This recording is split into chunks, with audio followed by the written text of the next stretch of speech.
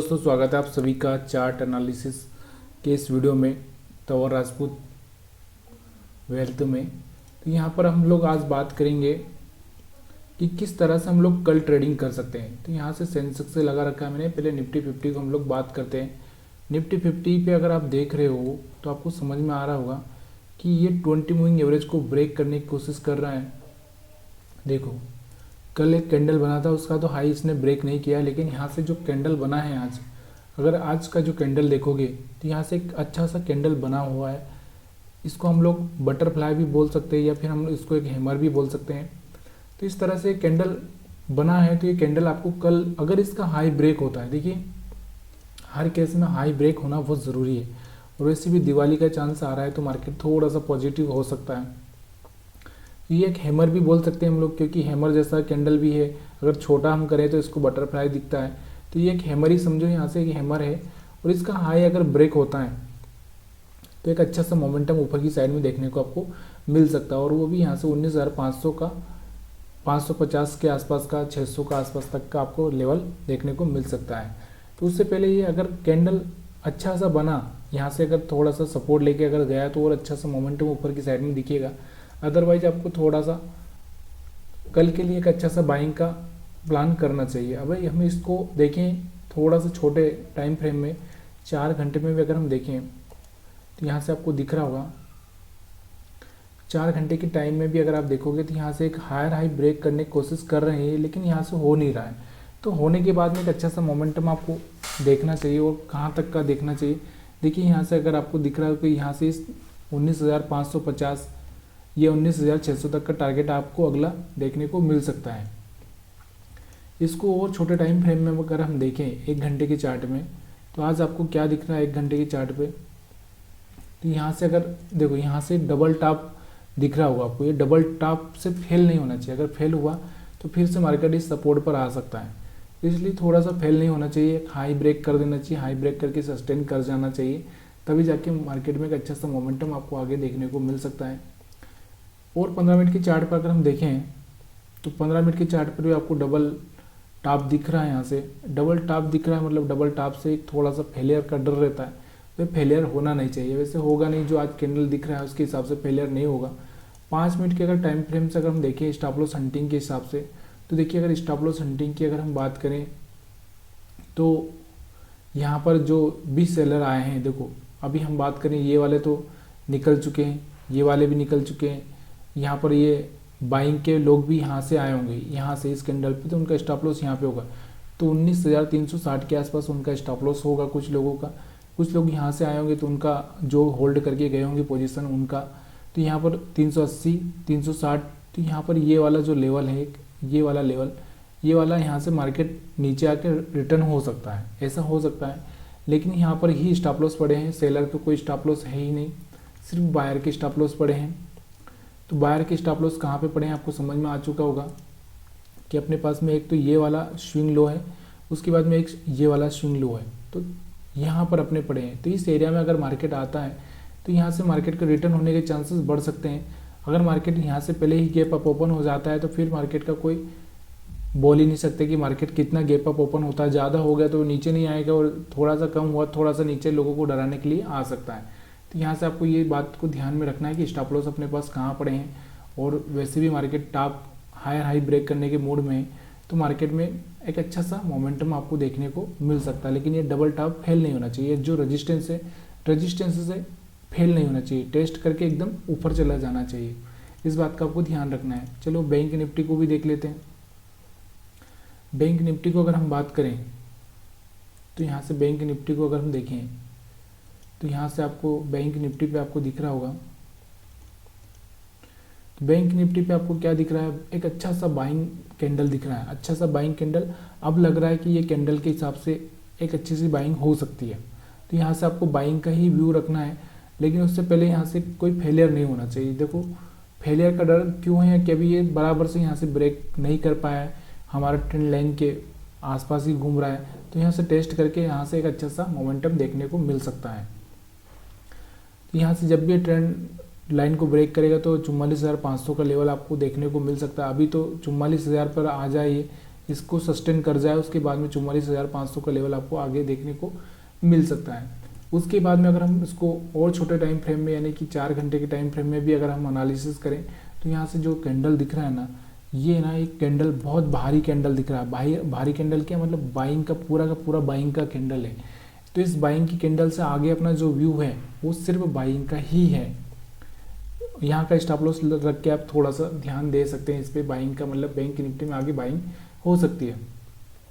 1 घंटे के time frame में अगर हम देखें तो 1 घंटे के टाइम फ्रेम में भी आपको यही दिख रहा है कि यहाँ से एक हायर हाई ब्रेक कर चुका है। यहाँ से थोड़ा सा टेस्ट हो जाए तो और अच्छी बात है, क्योंकि उसके बाद में एक अच्छा सा रिजल्ट आपको देखने को मिल सकता है। तो यहाँ से भी बाइंग का ही हम सोच सकते हैं। अभी 15 मिनट की चार्ट पर अगर हम देखें इसको, तो 15 मिनट की चार्ट पर आपको क्या दिख रहा है, 15 मिनट की चार्ट पर भी आपको दिख रहा होगा ये जो रेजिस्टेंस था वो सपोर्ट बन चुका है। सपोर्ट पर आके मार्केट टेस्ट करके फिर जाता है तो एक अच्छा सा मोमेंट आपको दिख सकता है। तो यहाँ से आपको ये बिल्कुल क्लियर लग रहा है कि यहाँ से मार्केट आगे जा सकता है, लेकिन ऐसा नहीं है कि जा ही सकता है। 100% कोई भी गारंटेड नहीं है। इसलिए इस चीज़ को आपको ध्यान देना है कि पहले स्टॉप लॉस हंटिंग को समझना है, उसके बाद में मार्केट को देखिए। बड़े टाइम फ्रेम में हम लोग क्या कर सकते हैं, बड़े टाइम फ्रेम में एक बड़ा कैंडल ग्रीन बना तो हम लोग देख सकते हैं कि ये बाइंग का ही है। लेकिन छोटे टाइम फ्रेम में क्या है कि हम तो अगर ऑप्शन में आप बाइंग करते हो तो फिर प्रॉब्लम क्या है कि छोटे टाइम फ्रेम में ही आपको देखना पड़ेगा कि क्या हो रहा है। तो छोटे टाइम फ्रेम में अगर हम देखें तो यहाँ पर एक सपोर्ट बन रहा है, यानी कि 43,650 के आसपास, 660 के आसपास में एक सपोर्ट है। इस सपोर्ट से मार्केट ऊपर जाता है, एक अच्छा सा मोमेंटम ऊपर की साइड में देखने को मिल सकता है। अगर ये सपोर्ट ब्रेक करता है तो फिर से आपको यहाँ से 43,300 तक का लेवल, 43,400 तक का लेवल देखने को मिल सकता है। जहाँ तक हम सोच रहे हैं सपोर्ट ब्रेक नहीं करेगा, लेकिन फिर भी कभी हो सकता है ऐसा, मार्केट में कुछ भी पॉसिबल है। तो यहाँ पर स्टॉप लॉस हंटिंग की अगर हम बात करें तो स्टॉप लॉस यहाँ पर लोगों के पड़े होंगे। यहाँ पर जैसे ही मार्केट निकला हुआ तो यहाँ पर 43,400 के आसपास स्टॉप लॉस पड़े हैं। कुछ स्टॉप लॉस यहाँ पर 43,600 के आसपास पड़े हैं। तो यहाँ से जैसे ही मार्केट अगर नीचे आता है तो यहाँ तक आएगा, उसके बाद में मार्केट ऊपर चला जाएगा। अगर ये सपोर्ट ब्रेक करता है तो फिर मार्केट नीचे की साइड में आने की कोशिश करेगा। आपको ये समझ में आ रहा है तो प्लीज़ कमेंट करके बताइएगा। और यहाँ पर अगर हम बात करें सेंसेक्स की, सेंसेक्स का भी हम लोग, फिर निफ्टी का भी हम देखते हैं थोड़ा सा। फिर निफ्टी तो आपको पता ही है कि फाइनेंस के स्टॉक्स के बारे में। फिर निफ्टी देखो, फिर निफ्टी में अगर हम देखें तो सुबह इसने एक अच्छा सा गिरावट दिया था, अच्छी से स्टॉप लॉस हंटिंग हुई है इसमें। तो इसको थोड़ा सा बड़ा कर देता हूँ। फिर निफ्टी या सेंसेक्स सबका भी एनालिसिस कर लेंगे तो थोड़ा सा बेटर रहेगा। तो यहाँ से देखो फिर निफ्टी की अगर हम बात करें तो इसमें भी स्टॉप लॉस यहाँ पर पड़े थे, तो यहाँ तक के स्टॉप लॉस हिट कर दिए। उसके बाद में यहाँ से कुछ बायर्स आए होंगे तो बायर्स को भी निकाला। उसके बाद में यहाँ से एक अच्छा सा मोमेंट इसने ऊपर की साइड में दिया था, तो अच्छा सा पॉइंट इसमें देखने को मिला। उसके बाद अगर हम बात करें इसमें, तो इसमें अगर हम बात करें तो स्टॉप लॉस हंटिंग कहाँ पे हो सकती है इसमें, तो यहाँ पर स्टॉप 19,400 के आसपास पड़े हैं इसमें भी, और 19,500 के आसपास पड़े हैं। तो मार्केट में आपको ये देखना है कि वैसे तो दोनों ही सब ब्रेकआउट पर आ चुके हैं। अगर ब्रेकआउट होता है तो एक अच्छा सा मोमेंट ऊपर की साइड में देखने को मिल सकता है। तो इस चीज़ का आपको ध्यान रखना है कि मार्केट अगर बाइंग में चला जाता है तो फिर आपको बाइंग का ही देखना है, सेलिंग का सोचिएगा मत। और थोड़ा सा मार्केट रिट्रेसमेंट करता है तो उस चीज़ का थोड़ा सा ध्यान रखिए कि सपोर्ट पर कहाँ पर सपोर्ट ब्रेक कर रहा है क्या। सेंसेक्स की बात करें तो सेंसेक्स यहाँ पर अभी भी सेंसेक्स थोड़ा सा कन्फ्यूज़न कर रहा है। क्या कर रहा है कि इसने अपना हायर हाई ब्रेक नहीं किया है, यहाँ से थोड़ा सा ऊपर ब्रेक किया है, सपोर्ट लिया, सपोर्ट लेके ऊपर की साइड में जा रहा है। तो यहाँ से 65,000 जैसे ही पार करेगा तो यहाँ से एक अच्छा सा मोमेंट इसमें भी देखने को मिल सकता है। लेकिन थोड़ा सा यहाँ पर सेंसेक्स में थोड़ा सा डाउट आ रहा है। क्यों डाउट आ रहा है? क्योंकि ये अभी भी इतना ब्रेकआउट नहीं कर पाया है यहाँ से, और इसमें एक आगे मोमेंटम देखने को मिलेगा। तो फिर जैसे ये लेवल पार करेगा तो एक अच्छा सा मोमेंटम आपको देखने को मिल सकता है। तो और हम आज के जो स्टॉक्स हैं जो कि एक अच्छा सा मोमेंटम दी हैं, अगर आप उनको ट्रेड करना चाहते हैं तो किस तरह से आप ट्रेड कर सकते थे उनका मैं आपको थोड़ा सा बताता हूँ। देखिए स्टॉक्स को ढूंढना कैसे ये मैंने आपको बता ही दिया है। अगर फिर भी आपको कोई डाउट है तो प्लीज़ यार आप कमेंट करके पूछ सकते हैं। तो आज के जो स्टॉक्स हैं वो एक ट्रेंड करके है जो कि एक अच्छा सा मोमेंटम इसमें दिया है। और ये ट्रेंड का अगर हम देखेंगे तो ट्रेंड में अगर आपको देखोगे तो इसको 1 आवर चार्ट पर अगर आप देखो, क्योंकि स्टॉक्स को आप ज़्यादा से 15 मिनट या 1 आवर चार्ट पर ही देखो, ट्रेड करो। तो यहाँ से आपको दिख रहा होगा इसने कब से ही कोशिश की थी। देखो यहाँ से अगर हम बात करें तो यहाँ से 20 मूविंग एवरेज के ऊपर यहाँ से ये 2050 के आसपास से आ चुका था। तो यहाँ से इसने एक अच्छा सा मोमेंट एक अच्छा सा 400 रुपये का रिटर्न दिया है। तो यहाँ से अगर आप ट्राई करते तो यहाँ से आपको 27 तारीख के आसपास से ये चीज़ें देखने को मिल सकती थी, या फिर आपको यहाँ से देखना था तो यहाँ से एक हायर हाई ब्रेक किया था, यहाँ से भी एक हायर हाई ब्रेक किया था, यहाँ से भी 2100 के आसपास या 2150 के आसपास आप बाइंग कर सकते थे इसमें। तो इसने पहले ही बता दिया था। दूसरा स्टॉक से अगर हम बात करें तो ज्योति लैब है, रत्नमणि मेटल है। यहाँ से हम ज्योति लैब को देखते हैं। ज्योति लैब में ऐसा क्या हुआ है, ज्योति लैब को देखते हैं। तो देखिए ज्योति लैब की अगर हम बात करें तो ज्योति लैब में भी एक अच्छा सा मोमेंटम आपको देखने को मिल सकता था। यहाँ से देखो एक मार्केट एक कंसोलिडेशन पीरियड में था, यहाँ से आपको दिख रहा होगा एक इस 1 आवर टाइम फ्रेम में। यहाँ से जैसे इसने 370 का लेवल ब्रेक किया, यहाँ से एक हायर हाई लगाया था 360 370 के, उसके बाद में 400 पे पहुँच चुका है। तो आगे भी चांसेस इसमें रह सकते हैं, ऐसा नहीं है कि मार्केट में आगे चांसेस नहीं रहेंगे। यहाँ से एक अच्छा सा मोमेंटम इसने दिया है, आगे भी ये अच्छा सा मोमेंटम देने को चांसेस बन सकते हैं। उसके बाद में अगर हम बात करें रत्नमणि मेटल की, अगर हम बात करें रत्नमणि